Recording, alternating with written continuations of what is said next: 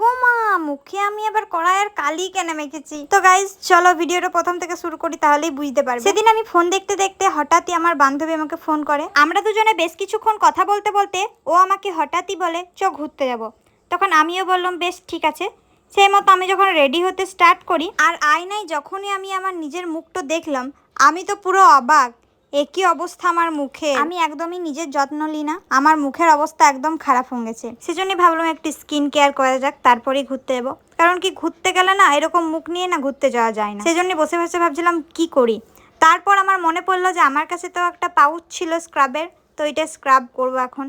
সেজন্যই ভাবলাম যে চলো আগে ফেস ওয়াশ করে আসি।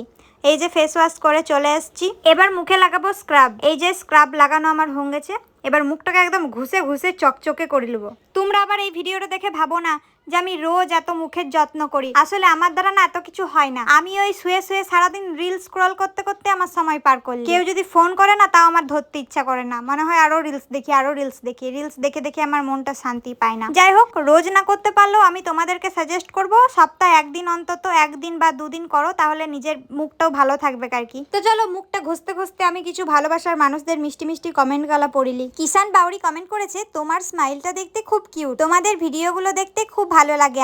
আমার নামটা নিও ভিডিওতে, ওকে? কিষান বাউরি, সীতারামপুর থেকে বলছি। অনেক অনেক ধন্যবাদ। পিঙ্কি ঘোষ কমেন্ট করেছে, বোন তোমার ভিডিওগুলো খুব সুন্দর, আমি জামুরিয়া থেকে বলছি, আমার নামটা নিও, আমার নাম পিঙ্কি ঘোষ। এই যে তোমার নামটা নিয়ে নিলাম। পুষ্পা অরায়ণ কমেন্ট করেছে, আমি মাধবপুর থেকে দেখছি দিদি ভাই, তোমার ভিডিও দেখতে অনেক ভালো লাগে, ধন্যবাদ। অপর্ণা ঘোষ কমেন্ট করেছে, তোমাদের ভিডিও আমার খুব ভালো লাগে, আমি জামুরিয়া থেকে দেখছি, আমার নামটা নিও। এই যে তোমার নামটাও নিয়ে নিলাম।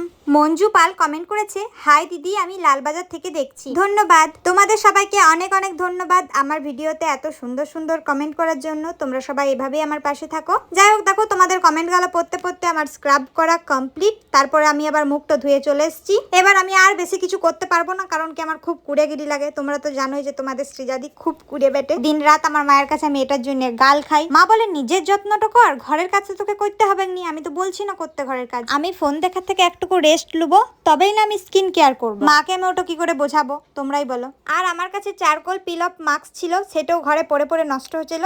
দিয়ে ভাবলাম লাগাই এলি বাবা, যখন কিনে নিয়ে এসেছি, সেই জন্যই আমি লাগাতে বসে গেলাম। আর ওটা লাগানোর পর আমাকে এত বিচ্ছিরি দেখতে লাগছিল। আমি প্রথমে ভেবেছিলাম শুধু নাকেই লাগাবো, আর কোথাও লাগাবো না, কিন্তু আমাকে এত বিচ্ছিরি দেখতে লাগছে। দিয়ে ভাবলাম না বাবা, পুরো মুখেই লাগাইলি। কিন্তু লাগানোর আগে যদি জানতাম যে আমার এত কষ্ট হবে, তাহলে আমি পুরো মুখে লাগাতুম। কিসের জন্য কষ্ট হচ্ছিল সেটা তো তোমরা ভিডিওটা শেষ পর্যন্ত দেখলে বুঝতেই পারবে। আর যারা যারা লাগাচ্ছ তারা তারা তো জানোই ভালো করে, আর তাদেরকে বলার কিছু নাই আলাদা করে। আর দেখো, তোমাদের সাথে বকর বকর করতে যে পুরো মুখে লাগানো তো কমপ্লিট হয়ে গেছে। এবার কিছুক্ষণ ওয়েট করতে হবে কি এটা শুকানোর জন্য, কারণ না শুকালে তো এটা তুলতে পারবো না।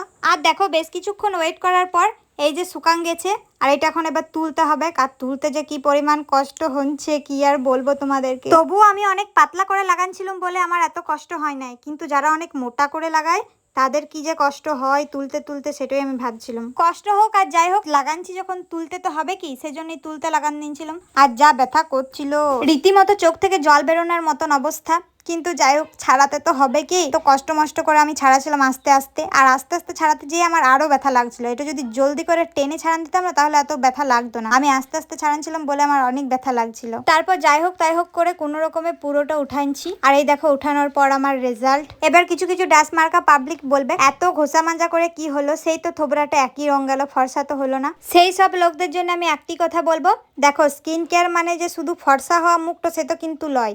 আমি ফর্সা হওয়ার জন্য কিন্তু করি নাই, জাস্ট মুখটা একটু ক্লিন থাকবে সেজন্যই স্কিন কেয়ার করা, তাছাড়া আর কিছুই নয়। তোমরা আবার ভাবো যে স্কিন কেয়ার করা মানে যে মুখটা ফর্সা হওয়া। যাই হোক, সবাইকে তো আমি আর বলে বোঝাতে পারবো, যে যা ভাবার ভাববে আর যে যা বলার বলবে, তাতে আমার আর কিছু করার নেই। আজকের ভিডিওটা এখানেই শেষ করছি। তোমরা সবাই ভালো থেকো, সুস্থ থেকো। আর কে কোথা থেকে ভিডিওটা দেখছো অবশ্যই কমেন্ট করে জানাবে, তাহলে নেক্সট ভিডিওতে তোমাদের নামগুলো বলবো। তো চলো, টাটা, দেখা হচ্ছে নতুন কোনো ব্লগের সাথে।